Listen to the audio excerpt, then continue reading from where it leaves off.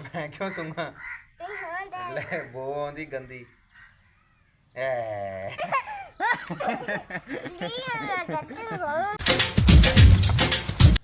असलामुअलैकुम।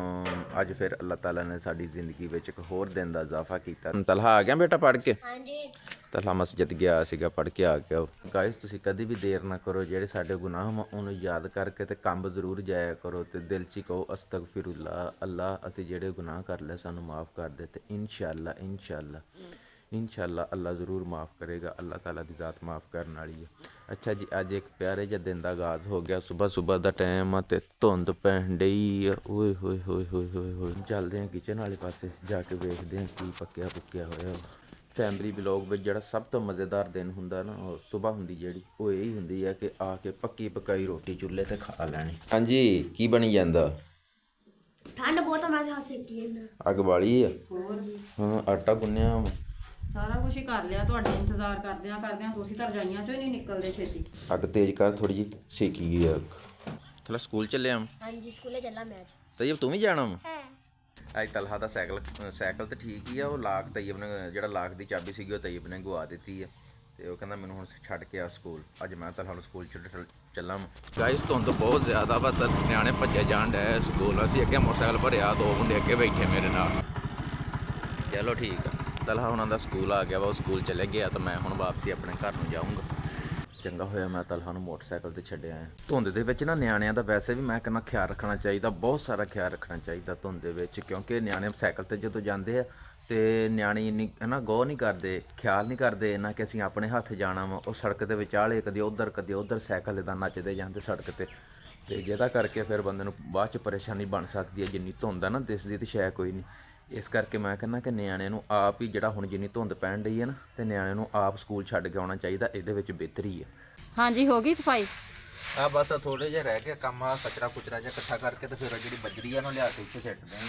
ये कोई बहन वाली थां सीगी जो तू घंटा हो गया मेरा सिर खाई जाना, मैनूं इत्थे बा हुण बैठा रह।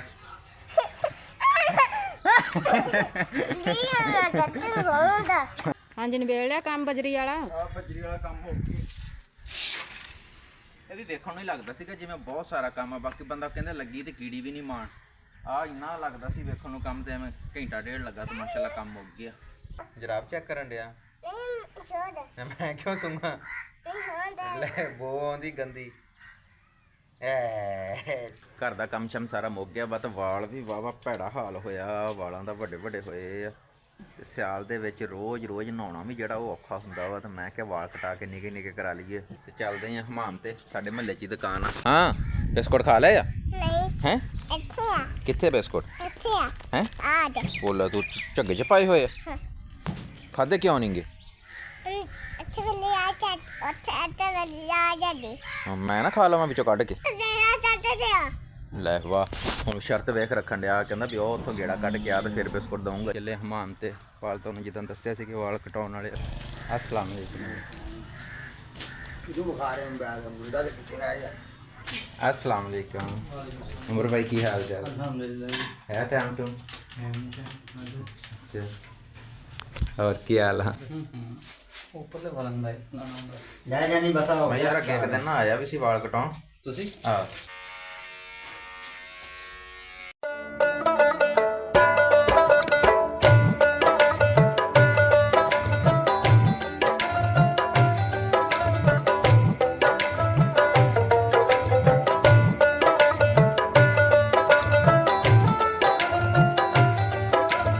गाइस अगर घर दे विच मुहब्बत ते सुकून होवे ना तो समझ लो कि दुनिया दीयां सारियां नेमतां सानूं मिल गईयां। ते अल्लाह दा हर वेले शुक्र अदा करना चाहिए ते दुआ करनी चाहिए कि अल्लाह साडे घर दे विच अमन कायम रखे।